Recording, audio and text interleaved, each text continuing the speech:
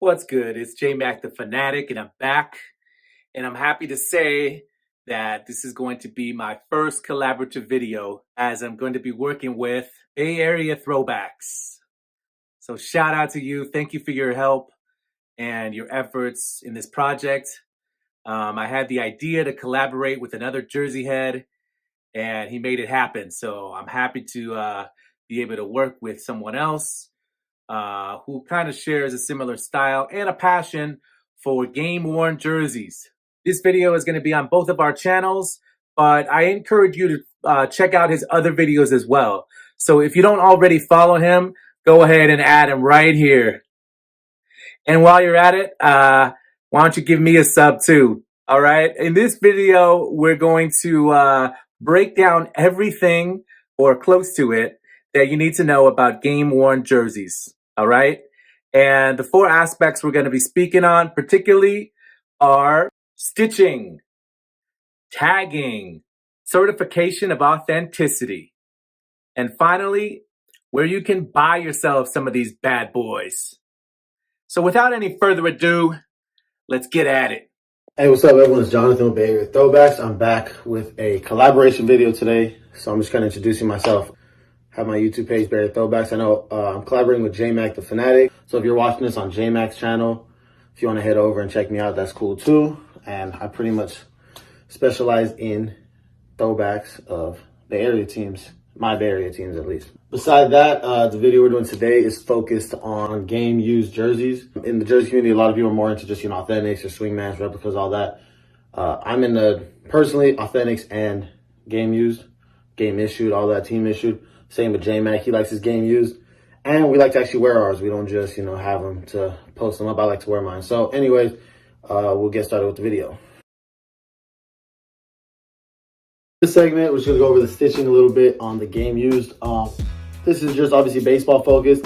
With baseball, for the most part, from what I've seen in my time, they pretty much do the same as the retail authentics. The game used and the retails pretty much run hand in hand for the most part, beside a few specifications. But lots of times the stitching is pretty much the same, which is great. I like that you can buy a retail authentic and it be what the players are actually wearing. You can't really say the same about all the sports, to be honest. But baseball, you can for the most part, from what I've seen. So I'm going to go into a few of them. All right, we got a game used 2001 jersey. Over here, we got a retail authentic 2001, 2002 jersey. So, just getting the stitching.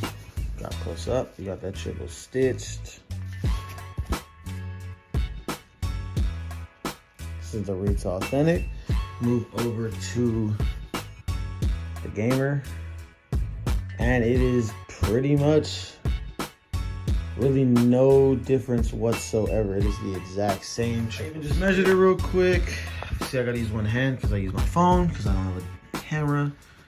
And well, when I measured it before, so I'll put it like this. This was a 3.5 at the end. This was a 3.5. So that tells you even the size of the letters is the same. So pretty much it's the same. Now we're gonna look at two more jerseys I have that are same time period. You got this Giants 2001 to 2004 retail authentic, and then you've got this 2001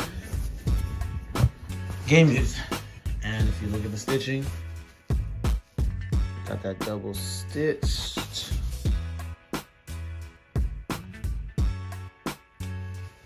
Come here, game used, pretty much the same, a little more worn out, but obviously this was used, so it's gonna naturally have that. And it's the same. Let me go about measuring it. Let me see real quick. Let me just measure the A. So the A is, gets down to 2. So we got 2 little notches above the 3. Let's check the A here on the game used.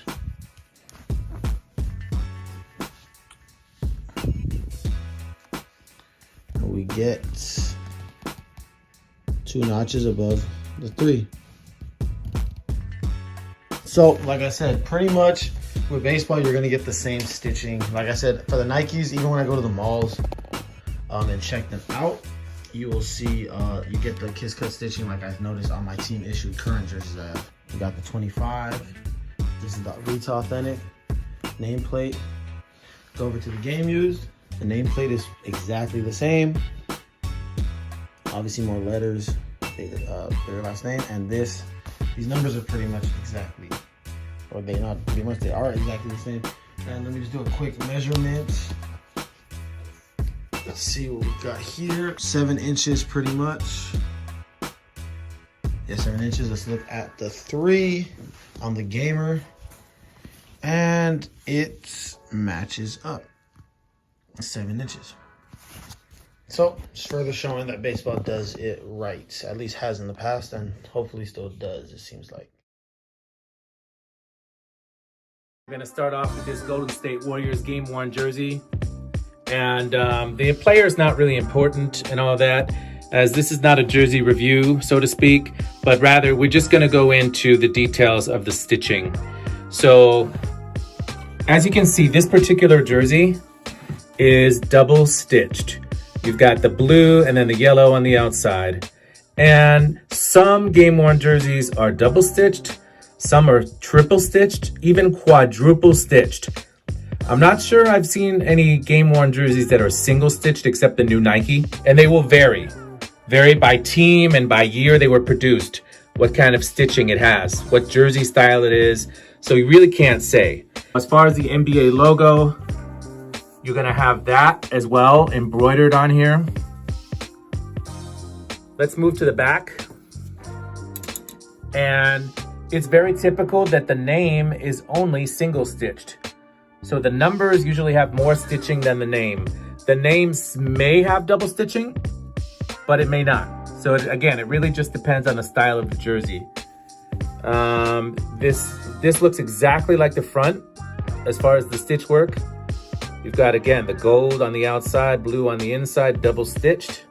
So I did mention this jersey is double stitched. However, upon flipping it inside out, we can actually see that it is one layer stitched through the back, which means it's what's called kiss cut stitching. So what it is that this blue is stitched on top of a yellow background. And then that one piece as a whole piece is stitched on. And that's why you don't see any blue layer here stitched. Same goes for the numbers, okay? And the same will go for the, this is single stitched name, and the same will go for the numbers on the back. Because gamers are expensive, I try to only buy the gamers that I could not find in the authentic style. So this home white is very difficult to find in an authentic, if at all. I don't think I've even seen an authentic jersey in the white colorway. In the blue, they made a lot of authentics, and this is one example. This is Mitchell & Ness. Let's take a look at the stitching. And you see it's also double stitched, as is the number. A little difference here on the NBA logo, whereas before it looked a little smaller, right? And it was not raised. It's embroidered, and here definitely you have a much thicker, sort of like a patch. Okay, and on the back we see a single stitched name, just like before, and a double stitched number. And here we go with the stitching on the back. So you can see it's not as clean. It's not, you see way more stitches here than we saw on the inside out of the other one. We actually do see double stitched here. So we see 2 separate lines rather than kiss cut. As we took a look one more time back at the Champion Gamer, less stitching, more stitching on the authentic. Which is better? Well, there is something to be said for actually having a jersey that was worn by a player, so. It's a part of history, And I would say this is one of the better made jerseys. It's an older run made in Korea, which we'll get into the tagging later, of Mitchell & Ness. So the older run Mitchell & Ness jerseys are better quality, I have to be honest, than the newer runs. Let's take a look at one more example real quick. So you've got double stitching. This is an authentic by Champion. look at the NBA logo. Again, it's larger and it kind of is more raised. And you see paper on the back. You can also see paper on the back here. You'll never, this is legit, but you'll never see this on a game-worn jersey like that. You might see it on some Authentics. Here's an example of an Authentic that has a double-stitched name and numbers. Let's compare this to the game-worn version. Again, I don't buy jerseys of the same that I could get in an Authentic. Very hard to get this, the white one, in an Authentic of Reggie Miller. I've never seen a white one of this in Reggie Miller. Very, very rare. So take a look at this NBA logo. Definitely different the way it's stitched on, right? This looks like the game-worn Golden State jersey of how it's single stitched on there, right? Nicely double stitched here. In fact, it's triple stitched, my fault. It's just that it's two colors, but you've got the navy, gold, and then navy again, triple stitched. We'll take a look at the inside though. So when we flip this gamer inside out, we're gonna see that it is indeed actually kiss cut as well.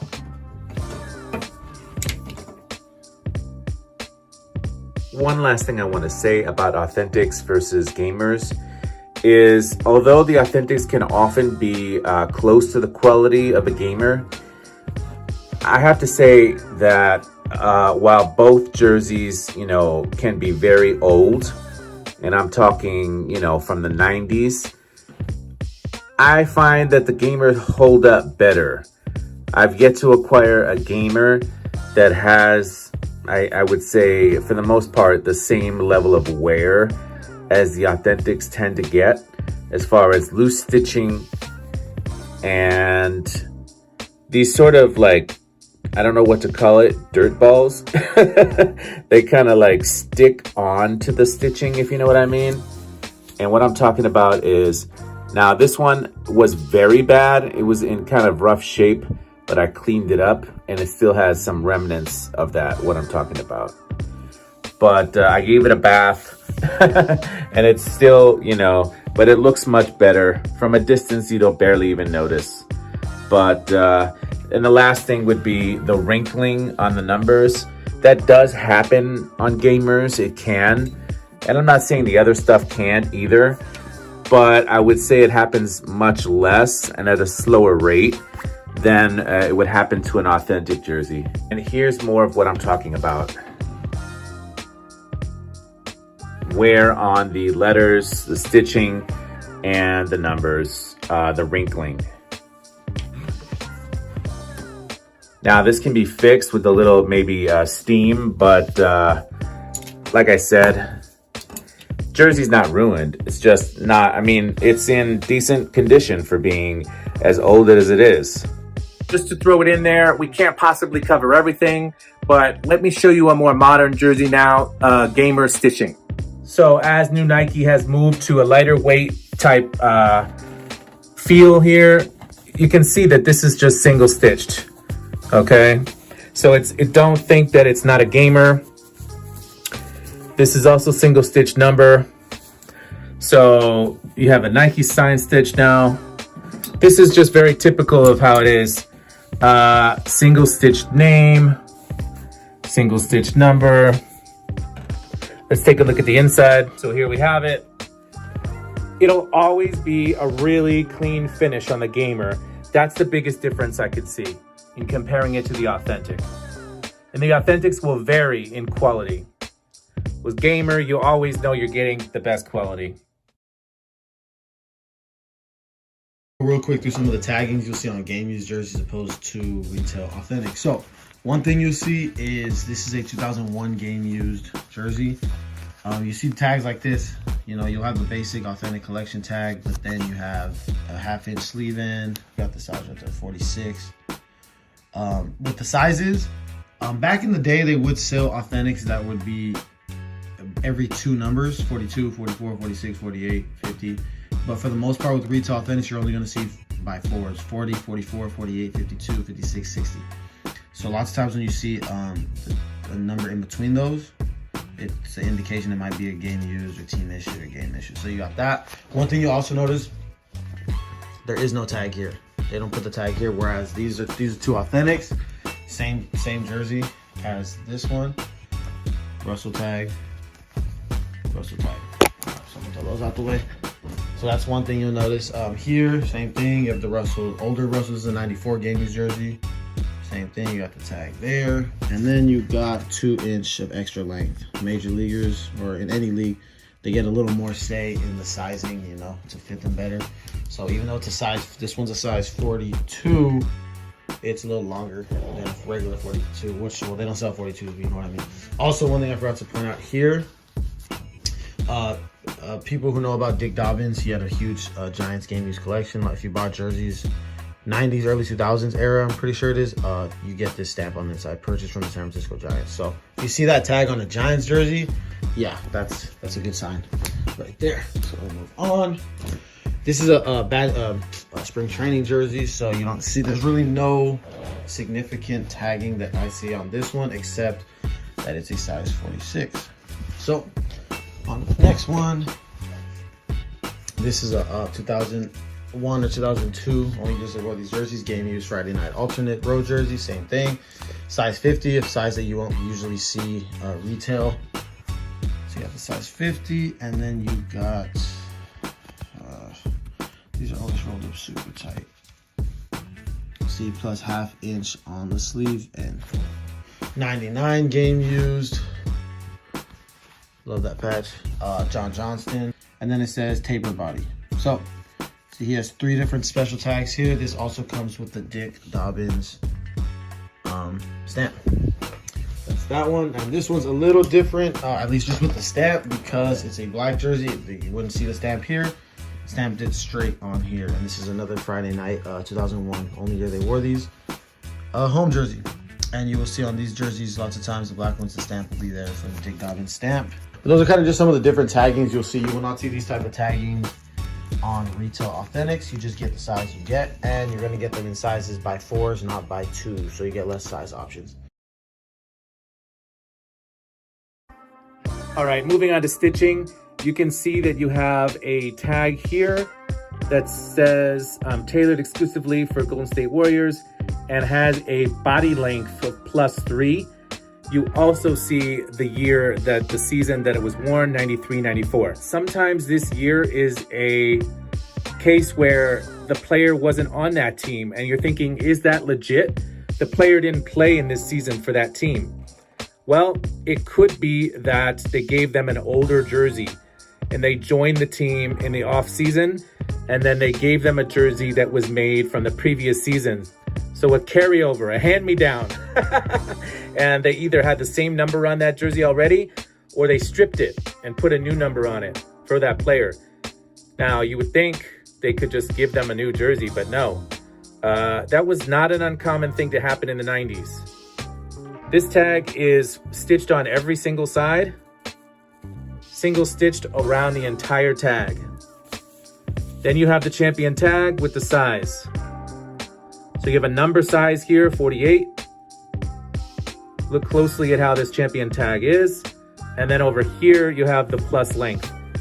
This is what's very typical for a champion jersey. However, sometimes they only have this single tag.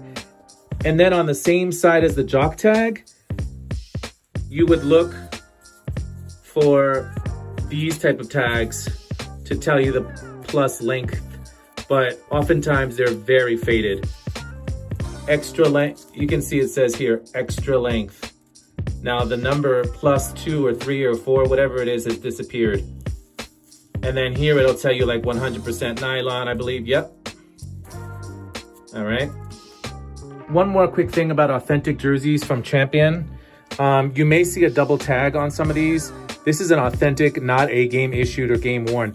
You will see the size here. Again, they'll only come in numbers of 4. I mean, multiples of whatever, multiples of 4. So 40, 44, 48, 52, etc.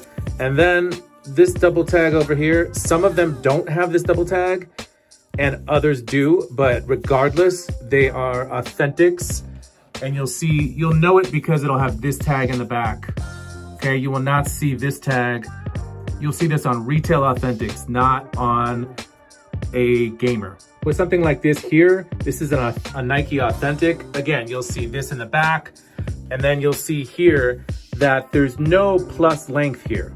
There's no plus length here, and there's no plus length on the inside over here. So you know that this is an authentic and not a game issued or game worn jersey. And I mentioned before that this was an older run Mitchell & Ness jersey made in Korea. Mitchell & Ness has its own tagging, Hardwood Classics Authentic, says it right there.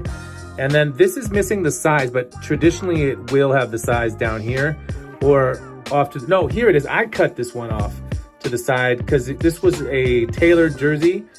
Someone cut it off or I cut it off, but either way, I didn't want it to show that it was like some big size, but this was originally a bigger jersey that was tailored down. Here is the next most recent run of Mitchell & Ness jerseys. It's a felt tag up here with the year and player's name. Again, Hardwood Classics Authentic here. And as you can see, a size and a number and a actual size off to the side.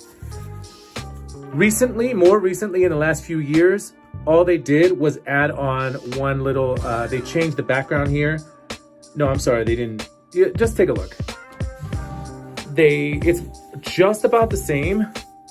So a white felt here, but then they added authentic with a navy background to that part. But other than that, it's the same. Now there are other jerseys besides Champion that came later on, like Reebok, and they might have a whole lot of tags. Because this is a Hardwood Classics, it has the Hardwood Classics special tag with the year that they originally wore this style. This is a Clippers jersey, by the way, Buffalo Braves. And this is very common here to see this little plastic tab that says play, dry. And you have the size here off to the side. And the team logo, NBA logo, team logo, and then Reebok logo. +4 length over here and the year. You always want to find all this information on a gamer. It's just laid out differently on these these type of jerseys you will find in the 2000s. So you're going to find Champion in the 90s. In the 2000s, you've got some Reebok, Nike, and Adidas, and they may have this kind of tagging. Let's move on to Adidas Rev30. And the gamer or game issued Adidas Rev30, the tagging looks identical to an authentic, except a couple things. They will say, instead of +2, so the standard authentic retail will always say +2. A pro cut may say +4, +3, +0, +1. And then the game issued, game worn will definitely have this one over here as well, which has like the serial number. And then up top, it'll say made in Thailand and 2XL2, which means +2 length, okay? Size double extra large. Then on the inside, on the same side as the job tag, you'll find the wash tag, as well as a more important tag, which tells you the month and year that it was produced. And finally, let's go to New Nike, which is the current production of jerseys for the NBA. And you'll have the plus length on the side, +6 in this case, size 50. On the Authentics, it will not say 50. It will say either 48 or 52. But this is an in-between size only made for player specifications. I'm just going to talk real quick about LOA, COA, Certificate of Authenticities or Letter of Authenticities. So I have 3 that I can find right now of some game used jerseys I have. So I'm just going to kind of go over them real quick. They're all from different companies and all that. So here I just got my, this is a John Johnston. This is directly from the Giants. So, you know, if you buy a game used jersey from certain teams, lots of times you're going to get, I think most times you're going to get a actual certificate of authenticity from the actual team. So this is one from the Giants. Real quick, if you see, this is back when there was still a candlestick, because that was in '99. So it says 3 Com Park, which was called for a while. Anyway, so yeah, so this one was directly from Peter McGowan, signature president. This is directly from the Giants. This is one from my Calvin Murray 2001 Friday night jersey. This is from Mile High Card Company, who does also the letter of authenticities. So this is them. Same thing, just a description of the jersey you wore it at, the description of the actual jersey, letting you know the tagging and all that on it. And that's pretty much it. It tells you about the president and signature. That's that one. And the last one I got is gray flannels, the one I'm wearing right now. Rod Beck gave me his jersey. When you look for LOAs, you want to look for companies that are fully reliable. There have been some issues with this company, I will not lie. I know that that's why I take this one, whether it's authentic, I don't know, so I don't even throw it in there. I just know it's at least it's authentic. I know that much. But yeah, so this is another one from Gray Flannels Auctions. But like I said, there's been some discrepancies with them. I'll just put that out there. So that's them. Look into the companies you're buying from, or if you're buying it from a third party, eBay or whatever. Just look into them real quick. See if they have an LOA or COA. That's obviously very helpful. Different stamps, and look up the company that you're getting it from, because a company like Mile High, it's going to be correct. If you get one that's from the actual team, that's the best you can really get. So that's really it for LOAs and COAs. All right, it's on to authenticity. And here is one of the organizations that you're gonna wanna see a letter from. This is the May Gray. I don't even know if I'm pronouncing this right. May Gray Group. And here is what a letter may look like. This is from the Clippers. You got one of those pretty cool sticker on here. There's a serial number authenticated. So that's a really fucking good sign. Dear collector, thank you for purchasing. I'm not gonna read this entire thing, but it tells you this letter confirms that the jersey was worn by Harrell during the playoffs of the 1920 season. And it tells you game 1 of the Western Conference semifinals versus Denver. It tells you how many points he scored and his stats.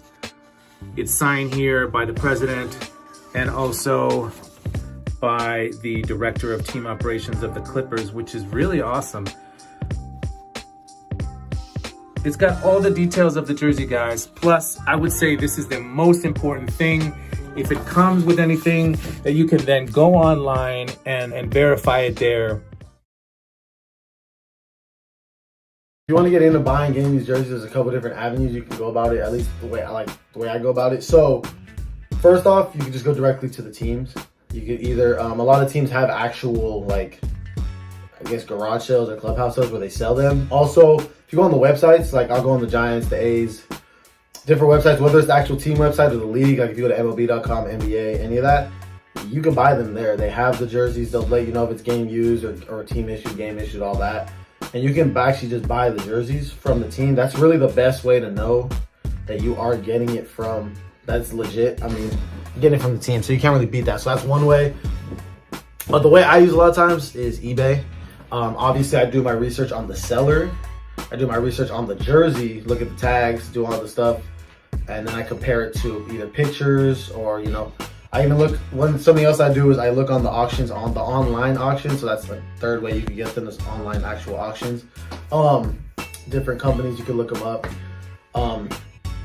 But what I do is I look up postings of game used jerseys, and you can find old postings that may have been sold, but they're still there. And you can zoom in on the picture and compare it to what you see on eBay and say, okay, are all the specs matching? Is it matching? The stitching, the tags, everything, is it all matching? So that's what I do a lot of times. I go on eBay, make sure it's first of all, like I said, a trusted seller, someone that has a lot of game use stuff and 100% rating, and then see what type. And sometimes certain sellers will also have, the actual people who sell the game use stuff, they'll have a specific stamp on the jersey. So that's something else. Look for the stamp, look for the, make sure everything matches what a game use specified jersey would match. Like I said, I pretty much get mine on eBay or from the actual team websites or the league websites. But like I said, you could also go places like I said, Mile High Card Company, a whole bunch. You can literally just look up. If you look up game used jerseys, you'll find a whole bunch of different sites that have auction sites. So I would go there, look at them, and before you buy from them, look up the history of the site. see if there's anything fishy in the background, what people review the site, what they say. Is this a legitimate auction site? Because there are ones out there that aren't as legitimate. So that's where I go about getting my game used jerseys. A lot of different ways. Like I said, eBay, you will find thousands of game used jerseys. So lots of times you can find what you want. You know, like I said, just do your research. Just do your research and on not only the jersey itself, but the person you're buying the jersey from. So guys, we've made it to the last section for basketball. And as far as buying,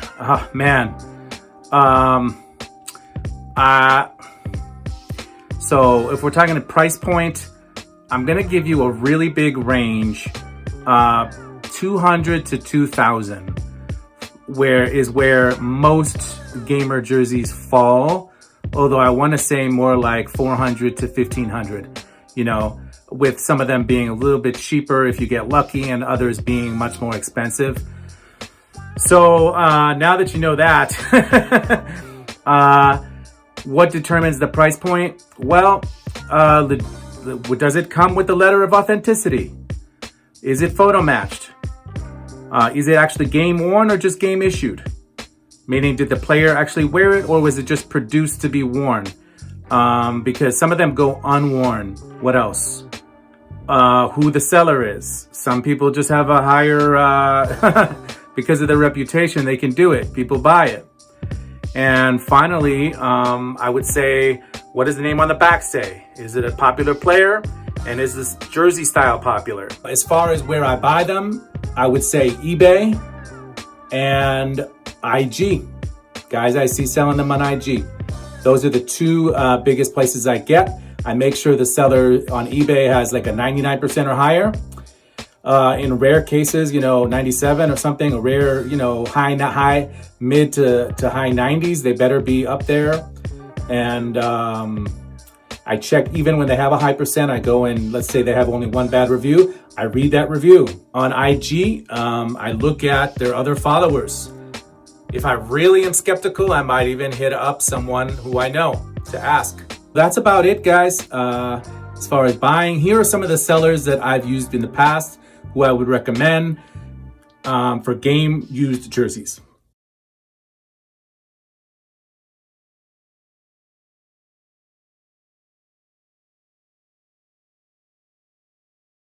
That's our video on gamers. If you're on my channel watching, head over to JMac's channel. I'll leave his video his link in the description. Give him a follow. He has some great jerseys, great content, and a great collection in general, great knowledge. So check him out. And if you're watching this on JMac's channel, check me out if you'd like. I got a lot of Bay Area throwbacks and other stuff with Bay Area sports. So everyone have a good day, and I'll see you next time. I hope you guys enjoyed the video. If you did, give us a thumbs up. Give us some comments. We'd love to hear from you. And go ahead and give both of us, Bay Area Throwbacks and I, a nice sub. Until next time.